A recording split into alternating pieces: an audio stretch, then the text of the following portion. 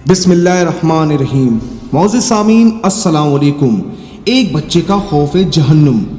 हज़रत बहलूल गुजर रहे थे, एक बच्चे को देखा, वो खड़ा रो रहा था। दूसरे बच्चे अखरोट से खेल रहे थे।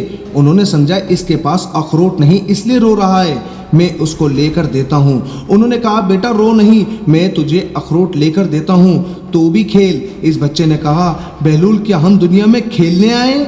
उनको इस बात की तवक्का नहीं थी कि बच्चा ऐसा जवाब देगा, तो उन्होंने कहा अच्छा फिर क्या करने आए? बच्चे ने कहा अल्लाह ताला की इबादत करने आए हैं। उन्होंने कहा बच्चे अभी तो तुम बहुत छोटे हो, तुम्हारे गम की ये चीज़ नहीं है, अभी तो तुम्हारा इस मंजिल में आने में बहुत वक्त पड़ा है। तो उसने कहा अरे बहलूल मुझे धोखा न दे, मैंने अपनी माँ को देखा है, वो सुबह जब आग जलाती है तो पहले छोटी लकड़ियों से जलाती है और फिर बाद में बड़ी लकड़ियाँ रखती है, इसलिए मुझे डर है कहीं दोज़ख मुझसे ना जलाई जाए और मेरे ऊपर बड़ों का ना डाला जाए। ये सुनकर बहलूल तो बेहोश होकर गिर गए। वाक़या काफ़ी तवील है, मुख्तसरन इतना ही जिक्र किया गया है।